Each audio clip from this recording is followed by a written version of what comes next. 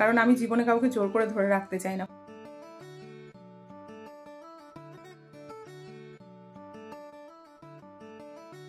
সবাইকে জানাই আমার অনেক ভালোবাসা, সেই সঙ্গে বড়দের আমার প্রণাম। আশা করি তোমরা সবাই ভালো আছো, আর যে যেখানে আছো ঈশ্বরের কৃপায় সুস্থ আছো। আজকে হলো মার্চের 23 তারিখ, শনিবার। এখন বাজে ওই 2:10-15 মতো। সকাল থেকে ব্লগটা শুরু করিনি, আজকে ভালো লাগছিল না, মন ভালো লাগছিল না। শরীর ঠিক আছে, মন ভালো ছিল না। আসলে কালকে রাত্রিবেলায় একটু বরের ওপর মান অভিমানের পালা চলছিল। কালকে রাত্রিবেলায় আমি চাইছিলাম ওর সঙ্গে একটু কথা বলতে, কিন্তু ও না এখন একটু ব্যস্ত আছে। মানে ও এবার ছুটি থেকে যাওয়ার পর থেকে ওর ব্যস্ততা চলছে। আর প্রত্যেকবারই উল্টোটা হয়। মানে কি হয় বলো তো, ও চলে যাওয়ার পর থেকে আমি আমার ভিডিও এডিট করা এই সমস্ত নিয়ে নিজের কাজকর্ম নিয়ে ব্যস্ত হয়ে যাই। কিন্তু এবার ও যাওয়ার পর থেকে আমার মনটা একটু খারাপ, তো আমি ওর কাছে সময় চাইছি, আর এবার ও আমাকে সময় দিতে পারছে না। তবে তা নিয়ে আমার কোনো সমস্যা নেই, কিন্তু ওই আর কি হয়ে যায় কখনো কখনো। তো তোমরা একজন ঠিকই বুঝেছো, ঠিকই বলেছো যে আমার বর আমার সঙ্গে থাকলে পাগলই হয়ে যেত, সেই জন্য দূর থেকে ভালোবাসা ওটাই ঠিক আছে। তো দূরের ভালোবাসাই ভালো, বুঝলে? তো আমার তো মাঝে মধ্যে কিছু মানুষের কমেন্টস পড়ে সত্যি খুব হাসি পায়। একজন দেখলাম বলছে নেতু আমার সঙ্গে থাকলে খারাপ হয়ে যাবে, সেই জন্য আমি বেশি মানুষ আমার সঙ্গে রাখি না। যে আমি চাই না যে আমার মতন সবাই খারাপ হয়ে যাক, আমি চাই সবাই খুব ভালো হোক, আমি একাই খারাপ হই। তো এখন আমি যাব স্নান করতে, স্নান করে আসি। সকালবেলায় খেয়েছি দুধ কর্নফ্লেক্স, আর কি খেয়েছি, ও কয়েকটা আঙুর খেয়েছি, আর কয়েকটা জামা কাপড় কেচেছি, সেগুলো ছাদে দিয়ে এসেছি। তো যাই, এবার চটপট স্নান করে এসে তারপর দেখাচ্ছি আজকে দুপুরে কি খাবো, কি এমন স্পেশাল মেনু আছে আমার জন্য। তোমাদেরকে বললাম স্নান করতে যাব, তবে এদিকে এসে দেখছি আমার ঘর ভেঙে নিচে পড়ছে। আসলে শ্বশুরমশাই 3 ছেলের মধ্যে সব থেকে দামি ঘরটা আমাকে দিয়েছেন, তো আর আমার ঘরটা এমনভাবে ফেটেছে, মানে এটা তো তোমাদের বারান্দা দেখাচ্ছি, ঘরের ভেতরেও খুব বাজেভাবে ফেটেছে। তো কি আর করা যাবে, যার কপালে যতটুকু থাকে সে ততটুকুই পায়, আমার এটুকুই কপাল। এই দেখো ঘরের ভেতরেও একই অবস্থা। জানি না ঈশ্বর কবে আমার দিকে মুখ তুলে তাকাবে, কবে যে আমার নিজের একটা বাড়ি হবে। হ্যাঁ, একজন ঠিকই বলেছো, সেদিনও আমার অনেক অভিযোগ থাকবে, কেন থাকবে না, অভিযোগ নিয়েই জীবন। একবার ভেবে দেখো তো, যে যারা এই কথাগুলো বলো কি তাদের কোনো অভিযোগ নেই মনে মনে? আমি হয়তো প্রকাশ করছি, তোমরা হয়তো প্রকাশ করো না, এইটুকুই। ভগবান তোমাদেরকে সেই সহ্য ক্ষমতা দিয়েছে, সেই ধৈর্য দিয়েছে ভেতরে ধারণ করার, আর আমাকে সেটা দেয়নি। তো যাই হোক, তাতে আমার কোনো আক্ষেপ নেই। আর এতদিন ধরে শুধু অন্যের কথা ভেবেছি, আরে অন্যের কি হবে, কিন্তু আমি দেখেছি লোকে আমার কথা ভাবে না গো। এই দেখো না, চোখের সামনে দেখছি যে শ্বশুর শাশুড়িকে কিভাবে হাত করে সমস্ত কিছু নেওয়া যায়, সেটা আমি দিনের পর দিন দেখে আসছি। এবং সেগুলোতে না কখনো কখনো খারাপও লেগেছে, বলবো না যে খারাপ লাগেনি। কারণ আমি তোমাদের সবসময় একটা কথা বলি, চোখে না দেখলে কানে না শুনলে কোনো কিছু খারাপ লাগে না, কিন্তু চোখে দেখলে কানে শুনলে অনেক কিছু খারাপ লাগে। যেমন আমি বাড়িতে থাকতাম না, অনেক কিছু দেখতাম না, খারাপ লাগতো না। এখন অনেক কিছু দেখি, তাই খারাপ লাগে কখনো কখনো, সেই কথাগুলো হয়তো বলে ফেলি। তো যাই হোক, জীবনটা এরকমই চলুক। তবে একটা বিষয় হয়েছে জানো তো, এই বরের সঙ্গে কালকে ঝামেলা হওয়ার কারণটা খানিকটা ইউটিউব বলতে পারো। ওই যে আমাকে বলেছে না যে তোমার কাছে তোমার বর থাকলে পাগলা হয়ে যেত, তো আমাকে আমার বর টাইম দিচ্ছে না, এদিকে ওই রকম একটা কমেন্টস এসছে। তো স্বাভাবিক আমি বলছি হ্যাঁ লোকে ঠিকই বলছে, লোকে ঠিকই বুঝতে পারছে, আমি তোমাকে চিনতে পারছি না, তুমি আমাকে ওই জন্য টাইম দিচ্ছ না, আমি তোমার কাছে বেশি হয়ে গেছি, না জানি কত কিছু বললাম। তারপরে আমি বলার পরে ভাবলাম আমি কতগুলো বলছি কোন পাগলের কথা শুনে। হ্যাঁ, একে বলে মানে বাইরের ঝামেলা ঘরে টেনে আনা। তো আমি ভাবলাম না, এসব উল্টোপাল্টা বাচ্চা মানুষের মতন কথা বললে হবে না, যে যা বলছে বলুক, সে তার কাজ নিয়ে ব্যস্ত থাকবে, এটাই খুব স্বাভাবিক। প্রত্যেকবার আমি তো ওকে সময় দিতে পারি না, ও আমার সঙ্গে কথা বলতে চায়। আর এবার ওর একটু কাজ বেড়েছে, তো ঠিক আছে, আমাকে সময় ঠিক দেবে ও। আর যদি এরকম হয়েও থাকে না যে আমার বরের আমার প্রতি ভালোবাসা কমে যাচ্ছে বা এটা কমে যাচ্ছে, তাতে আমার কোনো সমস্যা নেই। কারণ আমি জীবনে কাউকে জোর করে ধরে রাখতে চাই না, কোনো সম্পর্ককে না, সেটা আমার হাজব্যান্ডই হোক না কেন, কোনো সম্পর্ককে না। যে যাবার সে যাবে, যদি কারোর আমাকে ভালো লাগে সে আবার আমার কাছে ফিরে আসবে, কিন্তু আমি কোনো সম্পর্ককে আটকে রাখবো না, রাখা যায়ও না, আমার এটা মনে হয়। তো চলো, অনেক জ্ঞান হয়ে গেছে, এবার যাই স্নানটা করি, তারপর যা করার করবো। মনটাকে একটু চাঙ্গা করে নিলাম, বুঝলে, তোমাদের সাথে একটু কথাগুলো বলে, বোঝে না। স্নান হয়ে গেছে, সাজুগুজুও করে নিয়েছি, আর এবার চলো রান্নাঘরে গিয়ে খাবারটা বেড়ে নিই। আজকে দুপুরে আমার খাবারে আছে জল দেওয়া ভাত। কালকে রাত্রে আমি ভাতটা খাইনি। কালকে ওই যে হাট থেকে এসে না সমস্ত কাজকর্ম গোটাতে গোটাতে অনেক রাত হয়ে গেছিলো। তোমরা তো জানো মাছ মাংস এগুলো ধুতে আমার অনেক সময় লাগে, কালকেও আমার অনেক সময় লেগেছে। কিন্তু রাত্রিবেলায় ভাতের সঙ্গে কি রান্না করব সেটা ভাবতে ভাবতে আমার হঠাৎ করেই মনে হলো আজকে আমি দুধ রুটি খাবো। তো সেই জন্যে সমস্ত কাজকর্ম সেরে 10:30টার পরে আমি রুটি বানিয়েছি, তারপর দুধ গরম করে দুধ রুটি খেয়েছি, আর ভাতটাতে জল দিয়ে রেখেছিলাম। তো সকালবেলায় ভাতটা খেলে হতো, তো ভাবলাম না একবারে দুপুরবেলাতেই খাবো। আর আজকে আমি দুপুরবেলাতে একটু আলু ভেজে নিয়েছি, আর আলু ভাজা আর জল দেওয়া ভাত আমার ভীষণই ভালো লাগে। সেই সাথে আজকে একটু মুড়ি নিয়েছি, যদিও আগে আমি জল দেওয়া ভাতে মুড়িটা খুব একটা পছন্দ করতাম না। মানে আমার বাপের বাড়িতে সবাই না ভেজা ভাত খেলে সঙ্গে একটু মুড়ি নিত, তখন আমি ভাবতাম কি করে খায় ওনারা সবাই, কিন্তু এখন আমার সেই জিনিসটা খেতে নিজেরও ভালো লাগে। তো আজকে সেই জন্য একটুখানি মুড়ি নিয়ে নিয়েছি। আর দেখবে অনেক সময় হয় না যে সময়ের সাথে সাথে সব কিছুর সাথে সাথে টেস্টও চেঞ্জ হয়ে যায়, তো আমারও মনে হয় সেই রকম। আগে আমি অনেক কিছু খেতাম না, কিন্তু এখন আমি অনেক কিছু খাওয়া শিখছি, এবং সেই খাবারগুলো আমার সময়ের সাথে সাথে ভালো লাগছে, জানো তো। মাঝে মধ্যে মনে হয় যে এই খাবারগুলো কেন আগে খাইনি, যদি আগে থেকে খেতাম তাহলে বহু বছর আগে থেকে একটু খাবারগুলো খেতে পারতাম। তো যাই হোক, যখন যেটা সময় হয় তখন সেটাই হয়, তো সেই জন্যে আগে থেকে খাইনি। তবে আমি আজকে দুপুরের পান্তা ভাতটাকে ভীষণ তৃপ্তি করে খেলাম, আর সবশেষে এই ঝোলটা চুমুক দিয়ে খেতে যে কী ভালো লাগে সেটা ব্যাখ্যা করার মতন ভাষা আমার কাছে নেই। তবে এটুকু জানি আজকের পান্তাটা খাওয়ার পর আমার একটু নেশা হবে। পান্তাটা বেশ ভালো মজে ছিল। তো খাওয়া দাওয়ার পরে বেশ কিছু বাসন ছিল, সেগুলোকেই এখন একটু ধুয়ে নিচ্ছি। রান্না করো আর না করো, বলি না বাসন ধুতেই হবে। আর তারপরে না আমি এই ছোট্ট লবণের জায়গাটা কিনেছিলাম অনেক দিন আগে, তো আজকাল করতে করতে এটাতে কিছুতেই লবণ ঢালা হচ্ছিল না। আমাকে একজন বলেছিল যে এই রান্নার জায়গা থেকে লবণ তুলে খেতে হয় না, এবং সেটা ভালোও লাগে না। তো আমি অনেক দিন আগেই ভেবেছিলাম যে লবণটা আমাকে একটু রাখতে হবে, আজকাল করতে করতে রাখাই হচ্ছিল না। তো আজকে একটু রেখে দিলাম, ভেবেছিলাম একটু ভেজে লবণটাকে রাখবো, যেহেতু কাঁচা লবণ খাওয়া ঠিক না, কিন্তু আর কি করা যাবে, ওই আমার মতন মানুষের ওই আজকালই চলবে, সেই জন্য কাঁচা লবণই রাখলাম। আর তারপরে কয়েকটা আঙুর নিয়ে নেতুবাবুকে দিতে এলাম, কিন্তু নেতুবাবু এতটাই ব্যস্ত ফোন দেখতে, ও আঙুরগুলো নিয়ে নিচে রেখে দিল। আর ওদিকে ছোটিও খেয়ে দিয়ে হাত উঁচু করে বসে আছে। দেখবে খাওয়ার পরে অন্তত 2-5 মিনিট একটু বসে থাকতে ভালো লাগে, সঙ্গে সঙ্গে উঠতে ইচ্ছে করে না, আমারও এটা হয়।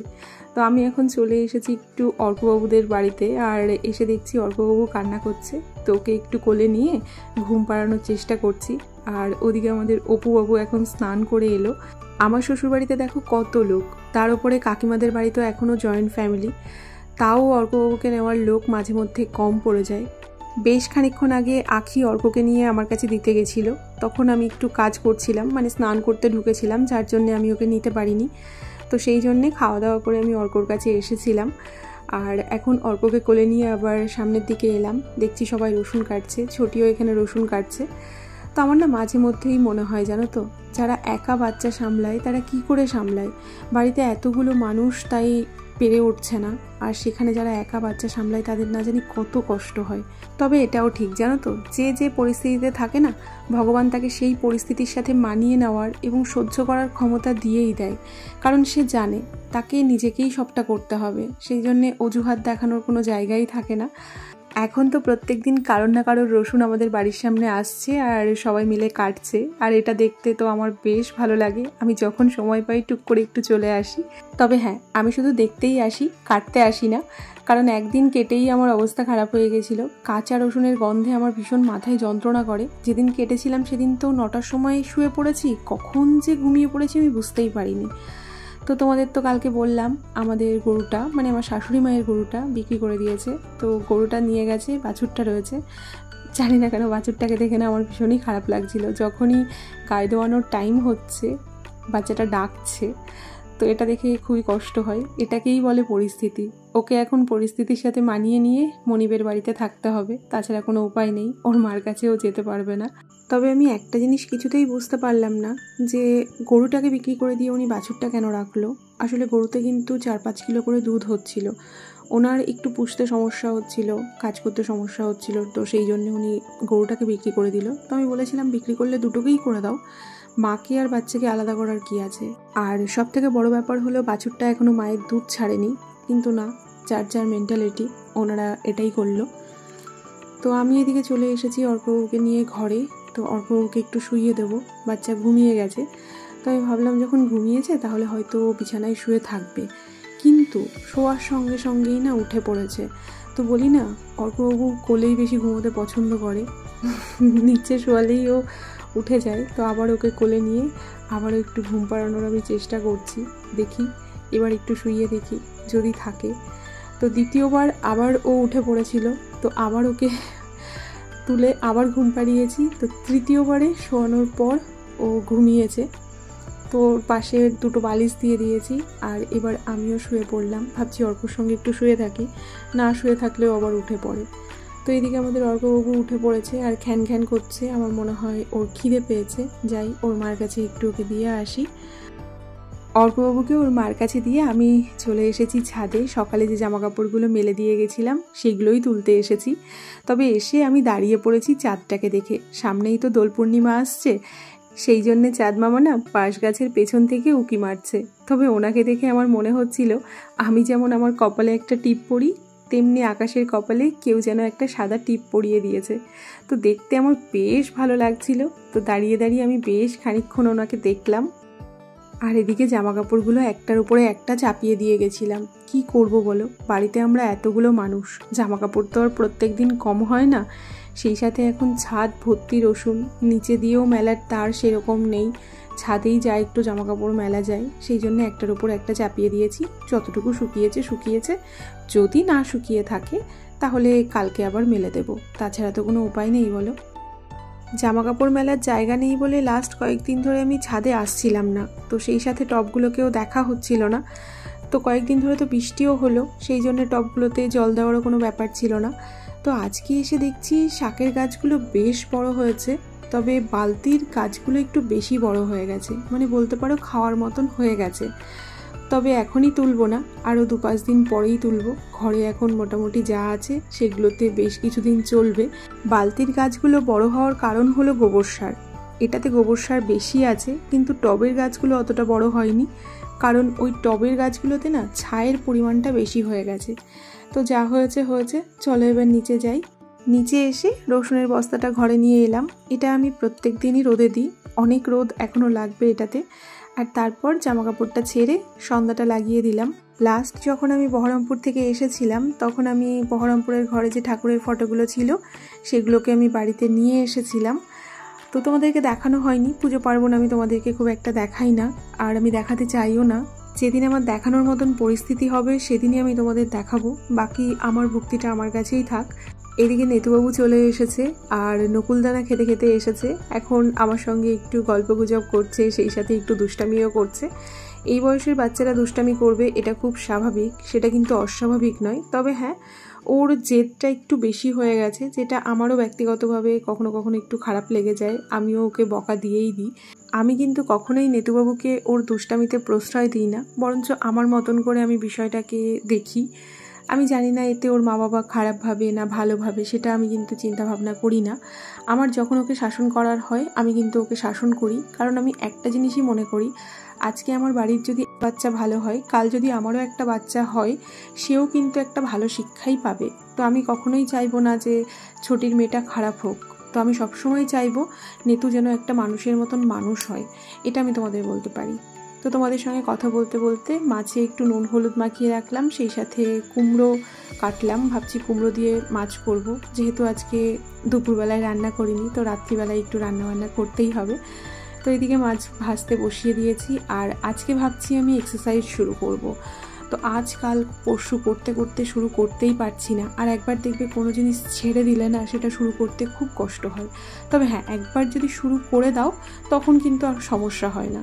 জানি হয়তো প্রথম কয়েকদিন একটু শরীর খারাপ করবে, গা হাত পা ব্যথা হবে, উঠতে পারবো না, খুবই প্রবলেম হবে, কিন্তু হ্যাঁ, যখন একবার করা শুরু হয়ে যাবে না, মানে প্রত্যেক দিন যখন আমি করব, তখন আমি এতটাই বেশি এনার্জি পাবো কাজে, আমার শরীর ফিট থাকবে। এটা আমি নিজে থেকে ফিল করেছি। এর আগেও যেহেতু আমি বহুদিন এক্সারসাইজ করেছি, আর আমি তোমাদের আগেও বলেছি লকডাউনের মধ্যে একমাত্র এক্সারসাইজই ছিল যেটার জন্যে আমি নিজেকে সুস্থ রাখতে পেরেছিলাম। তখন আমি রোজ 1-1.5 ঘন্টা ঘরে এক্সারসাইজ করতাম এবং আমার পেটটা তখন এরকম কুমড়ো পটাশ ছিল না, যথেষ্ট মেনটেন করে রেখেছিলাম আমি। কিন্তু তখনও, আজকেও আমি যতটা খাবার খাচ্ছি তখনও ততটাই খাবার খেতাম, বিশাল কিছু ডায়েট মেনটেন করতাম না, কিন্তু অনেকটা ঠিক করে নিয়েছিলাম। তবে ওই আর কি, ছেড়ে দেওয়ার পরে যেটা হয়। তো আজকে আমি রান্না করতে করতেই কাজ করব, কারণ সব সময় পরিপাটি করে না সাজিয়ে গুছিয়ে সব কিছু হয় না। আর অত সাজিয়ে গুছিয়ে করতে গেলে আমাদের মতন গৃহবধূদের দ্বারা কোনো কাজই হবে না। তো সেই জন্য ভেবে নিয়েছি যে না, যখন যে পরিস্থিতিতে থাকবো আমি সেই পরিস্থিতিতেই কাজটা করব। আর আমাকে সুস্থ থাকতে হলে, নিজেকে সুস্থ রাখতে হলে এবং বরকে একটু শান্তি প্রদান করতে হলে আমাকে এক্সারসাইজটা করতেই হবে। আর যে যতই বলুক না কেন, থাইরয়েডটাকে এক্সারসাইজ করে মেনটেন করা যায় এবং আমি নিজে সেটা করেছি। জানি না কদিন নিজেকে মোটিভেট করে রাখতে পারবো, তবে হ্যাঁ, চেষ্টা করতে পারি। কারণ শুরু করার আগেই যদি ভয় পেয়ে যাই তাহলে তো আর করতে পারবো না। তবে আমার এক্সারসাইজ না করার একটা মুখ্য কারণ হলো ড্রেস চেঞ্জ করা। নাইটি পরে তো আর এক্সারসাইজ করা যায় না, সেই জন্যেই ভেবেছি এখন থেকে বাড়িতে চুড়িদার পরবো, যাতে আমি সহজে বাড়ির বাইরেও যেতে পারি, আবার এক্সারসাইজটাকেও করতে পারি। তো এদিকে আমার রান্নাও প্রায় শেষের দিকে, মাছগুলো দিয়ে দিয়েছি আর কিছুক্ষণের জন্য একটু ঢেকে দিয়ে আমি এদিকে কিছু বাসন ছিল সেই বাসনগুলোকে একটু ধুয়ে নিচ্ছি। আমার এক্সারসাইজ করা কিন্তু আজকের মতন হয়ে গেছে। আজকে যেহেতু অনেক দিন পরে করলাম, তো সেই জন্য আজকে আমি খুব বেশিক্ষণ করিনি, 8 ঘন্টা মতন লাফালাফি করলাম। তোমরা হয়তো অনেকে বলবে যে সকালের দিকে এক্সারসাইজ করা ভালো, কিন্তু আমার না সকালের দিকে একদমই হয়ে ওঠে না। সকালে আমি ঘুম থেকেও উঠতে পারি না। আর আমি না প্রথম থেকেই যখন এক্সারসাইজ করতাম তখনও আমি বহরমপুরে রাত্রিবেলাতেই করতাম, আমার ওটা অনেকটা সুবিধা হয়। রাত্রিবেলাতে এক্সারসাইজ করে ওই 8 ঘন্টা মতন ওয়েট করে তারপরে আমি খাবারটা খাই। মানে এক্সারসাইজ করার সঙ্গে সঙ্গে কিন্তু আমি খাবার খাই না, একটুখানি সময় দিই তারপরেই খাই। তো আজকেও কিন্তু তাই করছি। আমি আমার জয়মৃত ফ্যামিলিকেও বলতে চাই, যারা সচেতন আছো তাদের ব্যাপার আলাদা, কিন্তু যারা আমার মতন আছো তারা অবশ্যই এক্সারসাইজ করা শুরু করো। শুধু শারীরিকভাবে না, মানসিকভাবেও অনেকটা ভালো থাকবে। যারা পড়াশোনার মধ্যে আছো তাদের দেখবে পড়াশোনা করতে ভালো লাগবে, যে কোনো কাজে অনেক বেশি এনার্জি পাবে। যখন তুমি রাত জাগবে তোমার কোনো সমস্যা হবে না। তাছাড়া যারা হাউসওয়াইফ আছো তাদেরকেও বলবো, দিনের মধ্যে 10 মিনিট সময় নিজেদের জন্য বের করো। জানি ঘর সামলিয়ে, বাচ্চা সামলিয়ে, পরিবারের সবাইকে দেখে হয়তো সময় বের করা যায় না, আর যতটুকু সময় পাওয়া যায় তখন আর এনার্জি থাকে না। তবে একবার যদি তুমি একটু অভ্যাসটা করতে পারো তাহলে দেখবে সারাদিনে তুমি যতটা এনার্জি নিয়ে কাজ করছো তার থেকে দ্বিগুণ এনার্জি নিয়ে তুমি কাজ করতে পারবে। নিজে তো ভালো থাকবে, সেই সাথে সবাইকে আরও বেশি ভালো রাখতে পারবে। তো চলো, আমি এখন রাতের খাবারটা খাই। আর আজকের মতো ব্লগটা তাহলে এখানেই শেষ করছি। তোমরা সবাই সাবধানে থেকো, নিজেদের খেয়াল রেখো। Tata and good night. ও, শেষে একটা কথা বলতে চাই, আজ আমি বেনি করেছি বহু দিন পর। কে কে নোটিস করেছো অবশ্যই আমাকে কমেন্টসে জানাবে। ওমা, কোকিল ডাকতে শুরু করে দিল। টাটা, বাই বাই, আবার যেন দেখা পাই।